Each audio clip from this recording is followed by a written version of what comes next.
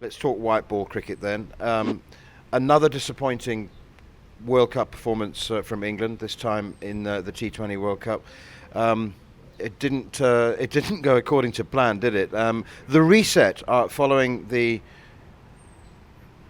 removal, if that's the right word, or non-renewal of contract of Matthew Mott, still needs to take place. I mean, it is a reset. Joss Buttler stayed as captain, and I think that Brendan McCullum taking over the white ball team will be that catalyst for the reset. I mean, do you agree? I don't think that England's white ball cricket has got a firm direction like the Test team has. No, I don't think it has, and I think that's why I think it was so important to got the right person in. It was clearly obvious, and nothing against Matthew Mott, but it just didn't seem the right fit. It really didn't seem the right fit. Joss is a quiet character. He's somebody who, and I think Matthew Mott's that quiet character as well. So I think you still need the sort of alpha male in there to have direction and take it to and build a group which looks like a team, acts like a team, performs like a team. And I just don't think we had that. I think we had a lot of bits and pieces players. We had a lot of we had a lot of sort of, I think, players. Old players as well. We had a lot of old players for the first World Cup. I think for the second one, it just didn't seem to click. We were protecting players. We had a few injuries. It didn't seem to work. So when the reset was, Mott goes, Trez takes over for the short period of time, McCullum comes in. I think you'll look at this white ball team as well as looking to the future. There's less crossover, I think, from a cricket point of view. So there's less times where England are in the West Indies with a white ball and red ball teams in Pakistan. I don't think there's much crossover over the course of the next 12 to 18 months on that front. So because of that, I think we'll start and see England get their best team out. I think we'll start and see a lot of Test players playing white ball cricket. I thought for the Champions Trophy, I thought Stokes would go. He'll not now because obviously he's injured. It was good to see Duckett in the team because I think he is an exceptional white ball player.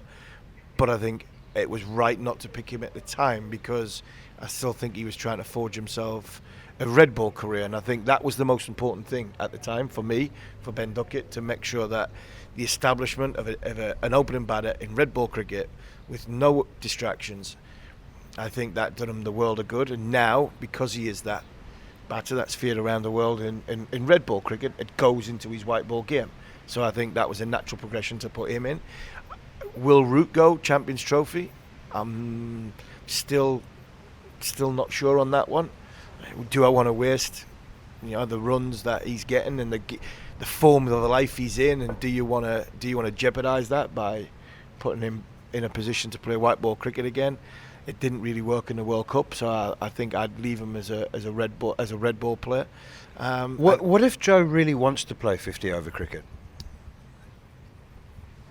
Do you know what I mean? You have to respect his views and wishes. You do, but I think then it comes down to the reason why Brendan McCullum and Rob Key get paid the big bucks. You have to make a big call.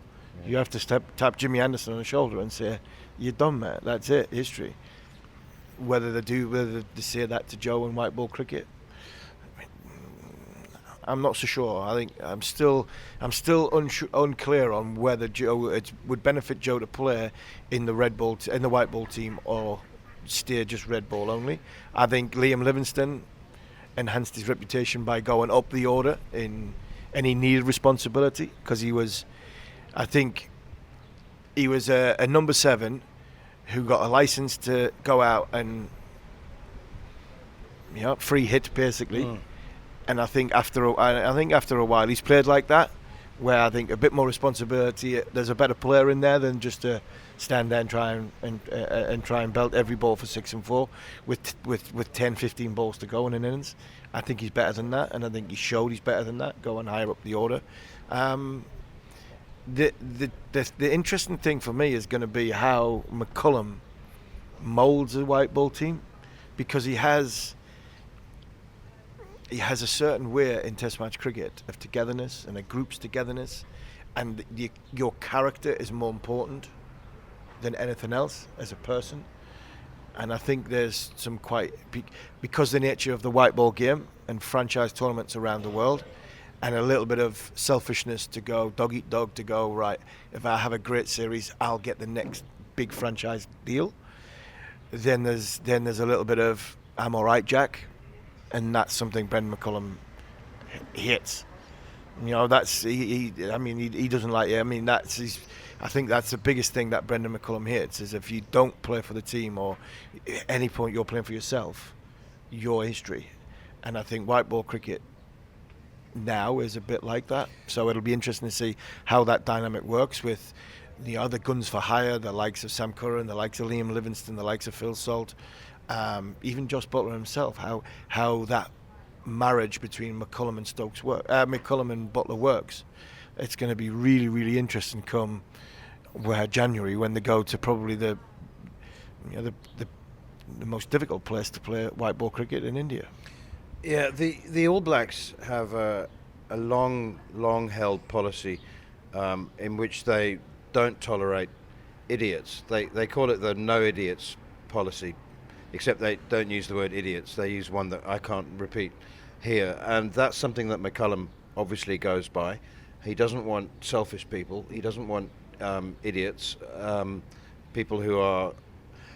But do you think that he will have cricketing requirements as well? I mean, are we talking? We know what the physical attributes he's looking for in a Test cricketer, but do you think he has similar criteria for one-day cricket? I'm sure he will, but I think what McCullum and Stokes did well, and what McCullum and hopefully Butler will do well, is identify a game plan of what our identity is as a team. So if we've got a game plan and our identity is X, we will pick players to fit that game plan. There's no point in having an identity and then not having the players to fit it. So I think the identity is huge. You're 100% spot on, and put it a lot better than what I tried to put it 5 minutes ago.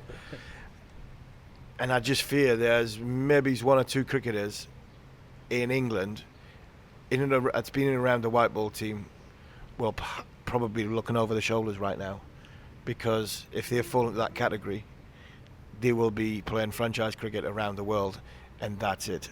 Because I don't think McCullum will tolerate that in his group going forward, the selfishness. And I think that's why I think Rob Key,